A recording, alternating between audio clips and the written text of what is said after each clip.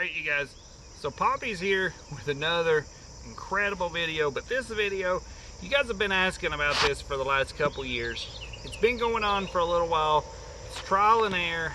There's not very much information out there, so whenever you try to research it, you'll figure out that Poppy's not telling you anything that you can't figure out maybe, but there's a lot that turns out that you can't figure out that they don't want to tell you. So Australia has been growing stuff in sawdust and hydroponics. There's some information out there that you might be able to find an article or two, but there's nobody talking about how they're doing it. So we had plenty of sawdust, but we don't have all of the knowledge at the point in time to figure it all out. So now we've been able to grow anything and everything in sawdust. So you got to start it out. This is my potato bucket. You guys asked about how do you do a bunch of potatoes in just a small area and this kind of stuff. So I'm going to show you. This is a potato bucket. It's been done just straight sawdust. The only thing at the very bottom, there's a little bit of peat moss, and the reason the peat moss is there to keep that sustained moisture content when I do the first start of the potatoes when you just stick them down. Sawdust tends to, with the sun and the summer, it tends to dry really quick. That's all it has, is about this much, so you can set a potato in it. And that's all it's got. The rest of it is just straight sawdust.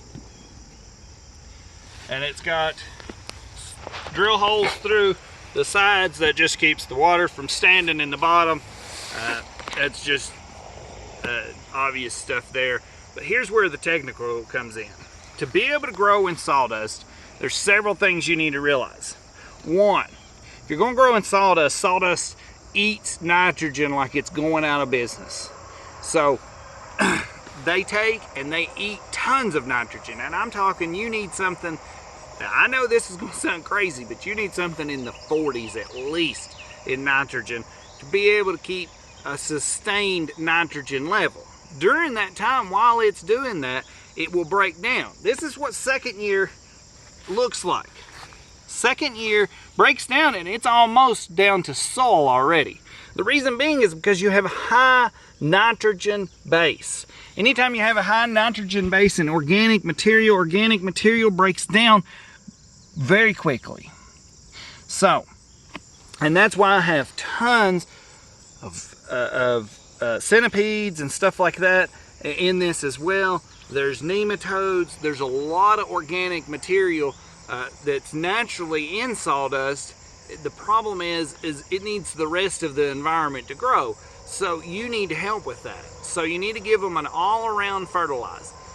You need to treat this, for those of you that do understand, you need to treat this like cocoa. Cocoa cover has really basically no nutrients. It has a little bit of phosphorus and potash. Just I mean, we're talking a touch, so that's something to think about. But other than that, sawdust, the only thing that I have found is that sawdust pHs you need to check. When you first do a batch of sawdust, you need to get it one uniform, solid, just whatever it is, you need to get that sawdust all at once. It doesn't matter if it's mixed with some stuff. There's some stuff that it's not as important. If it has walnut in it, that's very bad. Walnut will kill anything it comes in contact with. Walnut has an agent in it, so if they are sawing walnut lumber, that wood won't work.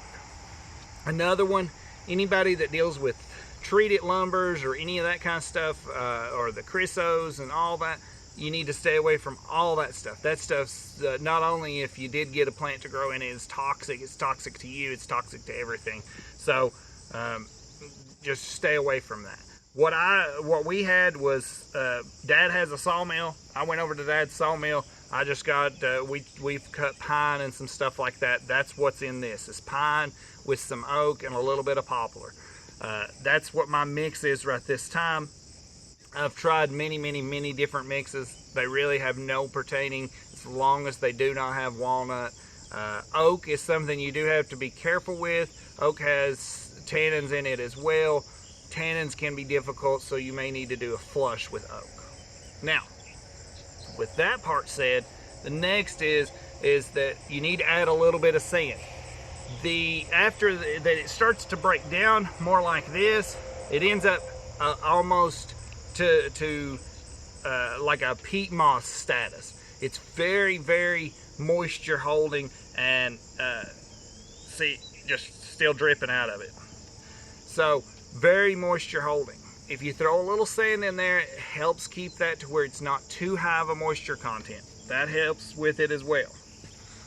So as the time goes on, it breaks on down. This is one, just to show you, this is just what it would look like before you start adding any of the fertilizers and stuff. This is what it starts looking like.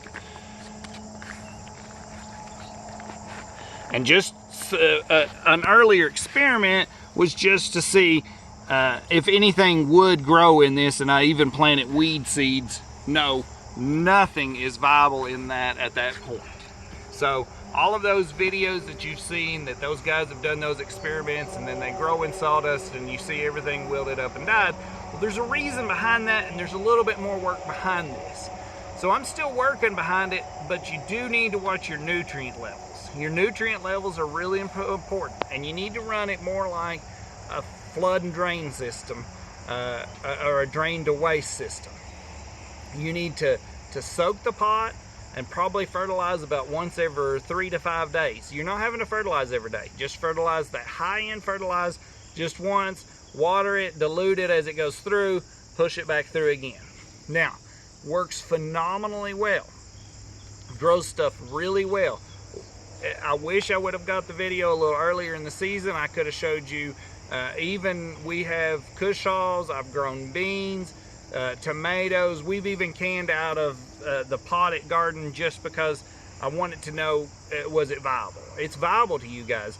You guys can do these potted gardens, and you could do this on a scale of, you know, depending on how big your porch, patio, or anything, you could do it with an automatic water system, and then every once a week, once every 5 days, something like that, you could take and mix up nutrients and then water all of your plants, and then after that automatic watering again all together. Or you can do irrigation systems and do a siphon tube system and all of that.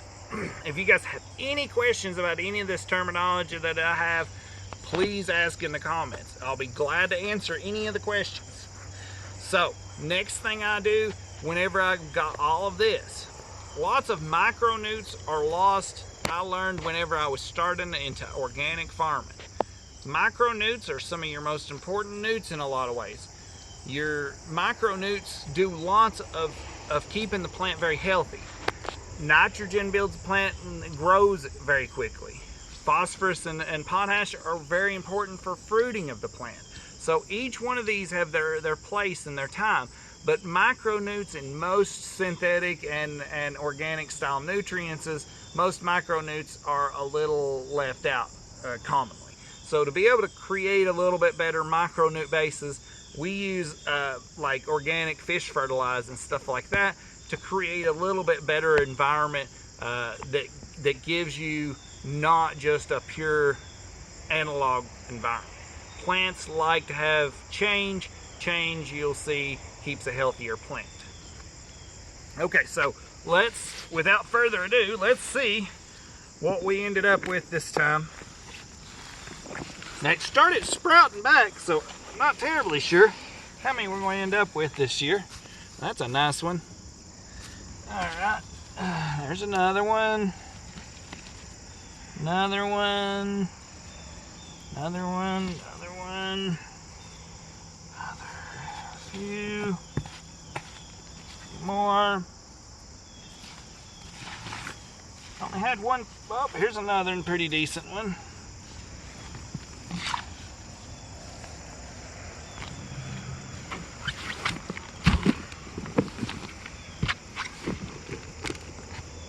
You see what I was talking about? That layer of, well, mine was potting mix, peat moss. You just need that substantial layer at the very bottom. That's what those first roots will grow into. Another one. So, Is it worth doing? Well, I don't know. We sure haven't got very many potatoes, but like I said, we only had 4 plants in that bucket. I really was neglected it a little bit, but still had some pretty decent sized potatoes, which leads me to believe that you know, if I would have took, because I've done really good like in past years, but most of those were really close to the house and I worked them a little bit more often. This I neglected a little bit more often because it's been way over here at the corner of the pasture. But so this is where you end up with after, like I said, a year or two of you running sawdust. You add new sawdust to your old sawdust, and you'll end up like this. And if you guys have any questions at all about hydroponic sawdust systems or anything like that, feel free to ask. Like I said, we also do real garden potatoes, so but I do grow quite a few in tubs. I don't know, you end up with usually you'll end up with about 10 pounds to the tub. That's usual. This, and I don't know, maybe I missed getting them a little bit earlier, and they may have been some rotted that were a little new potato at the point in time, and they didn't harden skin. I'm not terribly sure just yet, but didn't do really good on this batch like I have in the past. But still, you get to see the concept, you get to see the proof. That's 4, it was 4 small potatoes, and we stuck them in there and seen what happened.